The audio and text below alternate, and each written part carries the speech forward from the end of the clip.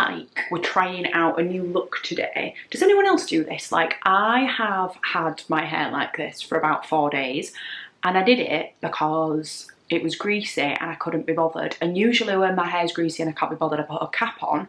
However, I thought, let me try this ponytail situation.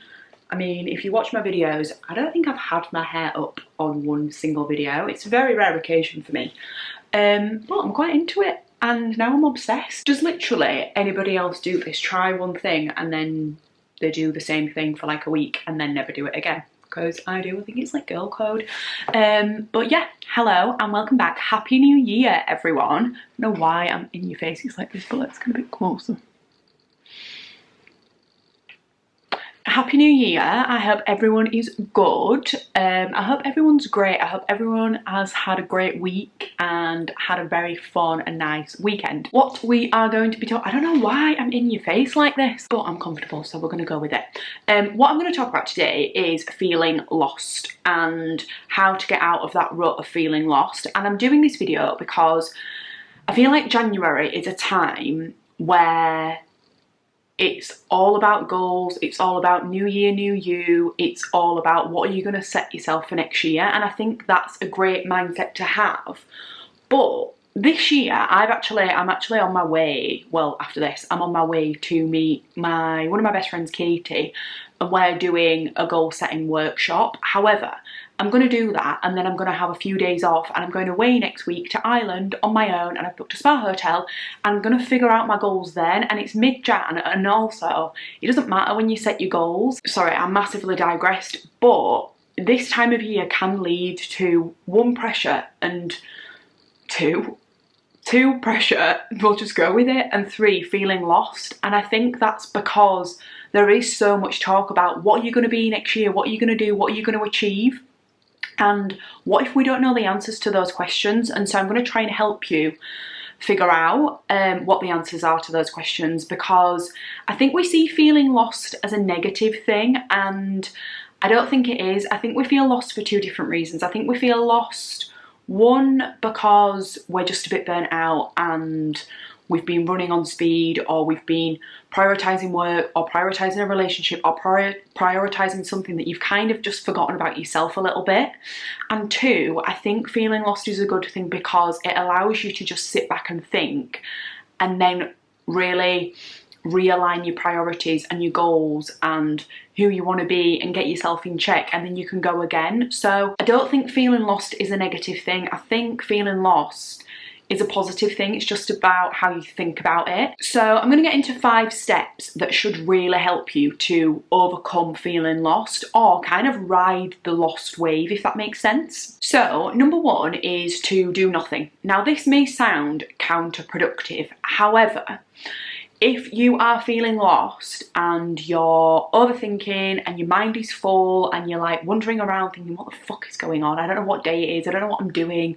I've just had a massive year in 2024. Everyone's talking about goals. I don't even know how I feel about myself right now. Do nothing. Your body is overworked and it's confused and it needs some downtime to just chill out and relax and stop thinking about who am I, what am I going to be, what am I going to achieve, and it just needs to take a slow minute to just chill out and switch off. And so the best thing that you can do when you're feeling overwhelmed or feeling lost is to just switch off. Have a week of not being proactive, look after yourself and exercise and move and do podcasting, whatever you want to do, but switch off. Make sure you are resting every single day for at least 7 days. Don't be working on your goals, don't be working on new year, new you, don't be working on dating, don't be working on career goals, don't be working on your business. Just have 7 days of nothing. Turn your phone off if you need to, turn your WhatsApp off if you need to, turn your social media off if you need to. It's so productive to do nothing when you are feeling confused, when you're feeling lost. It allows you to just settle back into yourself and realign with yourself, and then you can start to think and plan, which we'll go into in a second. But it just allows you to realign your mind and your body, and you need to do that to be able to take steps forward. Step 2 is to understand why you're feeling lost. There will usually be a reason. Sometimes it's burnout, other times it's you've had a huge change or a loss in your life or a breakup, or you're starting to feel weird about your friendship group, because that does happen, or you have just been prioritizing the wrong things. And so really take time in journaling and assessing and thinking about your thought process and thinking about your overthinking and where are you putting your attention. Is it that you're lacking direction, you didn't reach your goals? Really take some time to journal about it, to think about it, to process why you are feeling lost. Go back into 2024 and figure out, when did I start to feel lost? What was I doing that I didn't actually plan to do? For me, not that I didn't plan to do it, 2024 was always going to be a career year for me, but I put so much into my career last year that I actually forgot about myself and my personal life at times, and that led me to, I wouldn't say feeling lost, because I've felt lost, really lost in the past, and it's hard to break through, but I was a bit like, oh, at the end of December, a bit like, oh God, I don't know how I'm feeling and I don't know how to get out of this work rut that I've been in for the last 12 months. And so really take time to look back and reflect and journal and write your thoughts down and think and process about how you got to this point and why you are feeling lost, because that in turn gives you a better understanding so that you don't go into 2025 or you don't go into coming out of being lost back in the situation that you were in, if that makes any sense at all. Once you've started to understand, and I think understanding is part of this next step, but step 3 is to really self-love, to take some time to dedicate to you and yourself every single day, whether it's affirmations, writing down your dreams, doing a gratitude list, going for a walk, listening to a podcast, watching a film, doing a face mask, doing skincare, having a bath, stretching, talking to your friends, catching up with someone you haven't spoken to for ages. Anything that fills your cup and makes you feel more connected, more nurtured, and more loving to yourself.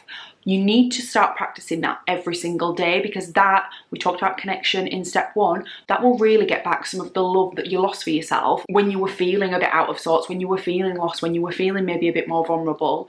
You need to build some of that back and really show yourself that you do prioritize you and that you do love yourself and that you are connected with yourself, so then you can start to get out of the feeling of being lost. Self-love isn't just about journaling or exercising. You can watch video after video after video and start to put these things into your life, but it means nothing if you aren't benefiting from them. I've spoken endlessly on this channel about the power of affirmations, the power of journaling, the power of writing 5 things down every day that I love about myself. They work for me. However, if you're doing these things and you're finding it a slog, or you're not enjoying it, or you're huffing and puffing every time you do it, you don't find value in them, they're not going to work. That's not self-love. Self-love is figuring out what your needs are and then filling your cup a little bit every single day by doing those actions. So it could be movement, it could be talking to your mum, it could be switching off for an hour, it could be turning your phone off after 8 p.m. Whatever it is that makes you feel better about yourself,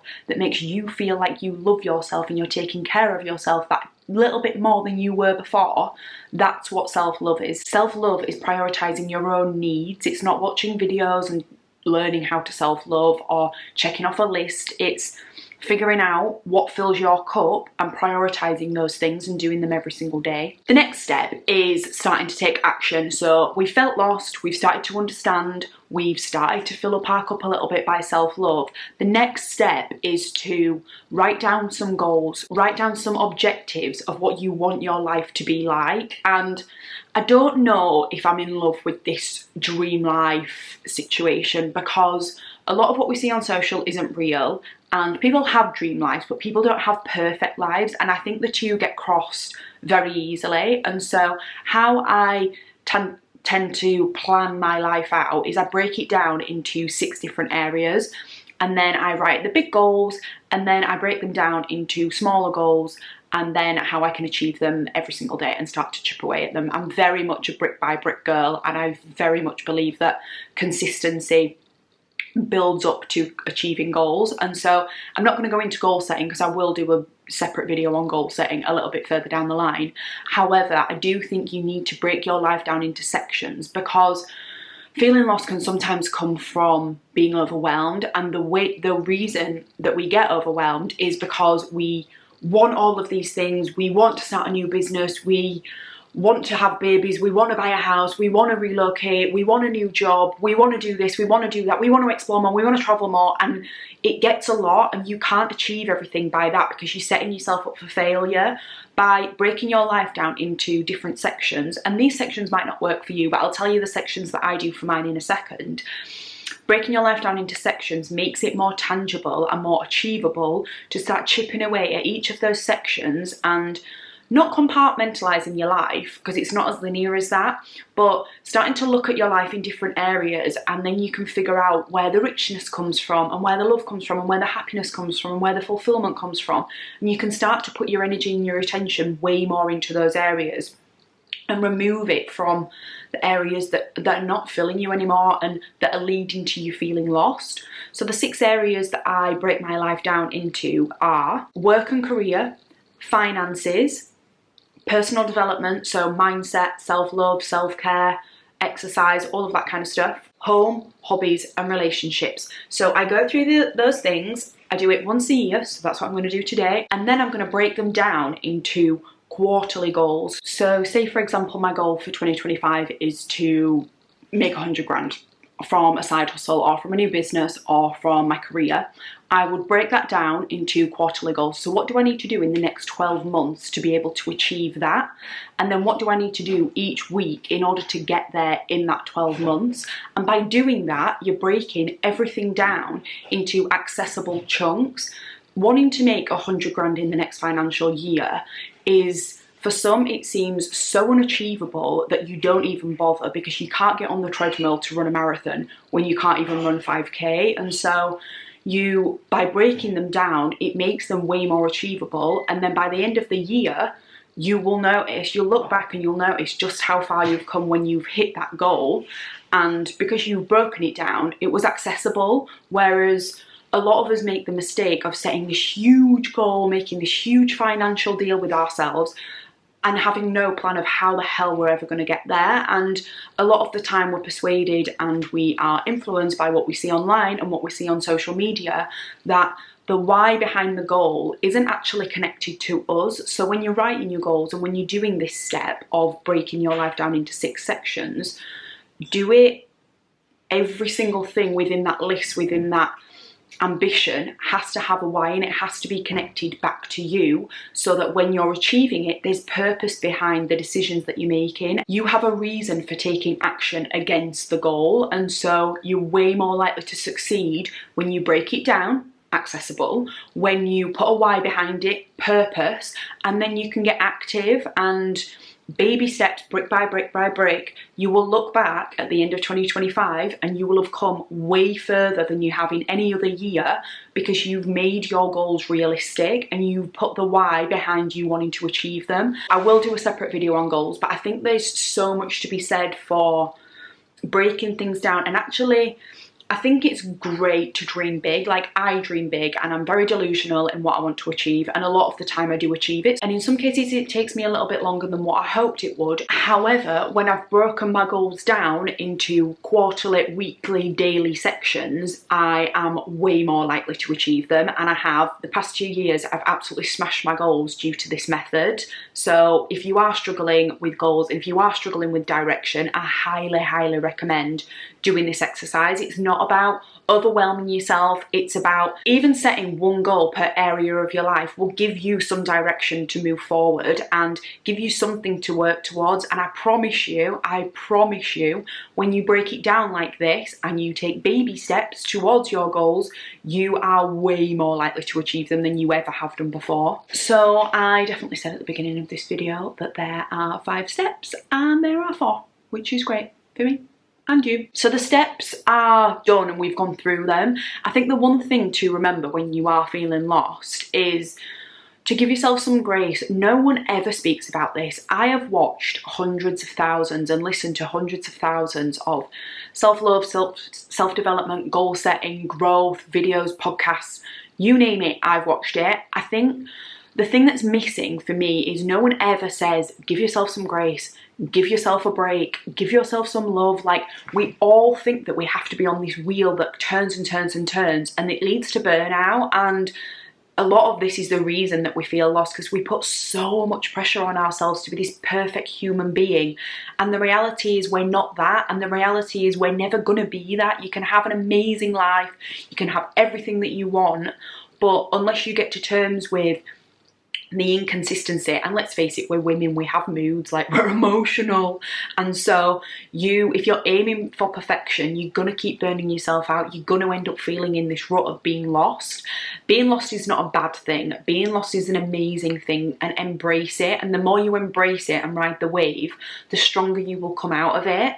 I think the main thing when you are setting goals and breaking down your life into these sections and setting these ambitions for yourself, the main thing is to remain focused and tunnel vision. We live in a world now where we're so distracted by what everyone else is doing, and I'm speaking from experience because I used to do this a lot more than I do now, but I do still do it. I used to get so waylaid and compare myself to what other people are doing, or I'd receive a message from someone and be like, oh, I've just decided to give up the thing that they're asking me to do, and so do I do it or do I not, and is it a test from the universe, should I go back? And actually I should have just stuck with my decision. And so remain focused on the objective, remain focused on the goal that you've set yourself, and take baby steps to achieve it. Also, another thing that massively holds us back is not being able to let go. Again, from personal experience, the best things in my life have happened when I've had no control of them, when I've trusted myself, when I've trusted the process, when I've trusted the universe, trusted God, whatever you believe in. The best things and the biggest change that has happened in my life has come from the least tension areas. And so if you are feeling lost, give yourself some space, give yourself that week to totally switch off, but also trust yourself enough to be able to let go, because that's really where the magic does happen. So that was my video with 4 steps, not 5, on what to do if you are feeling lost. Embrace the feeling, honestly, it is something that we all feel, so give yourself a bit of love, give yourself a bit of downtime, and yeah, embrace the feeling of getting lost, because it does not last forever. But yeah, thank you so much for watching. If you have enjoyed this video, please subscribe to my channel. We are growing, we're creeping up brick by brick. So yeah, please do subscribe, please do comment and show some love, and I will see you here next week. Goodbye.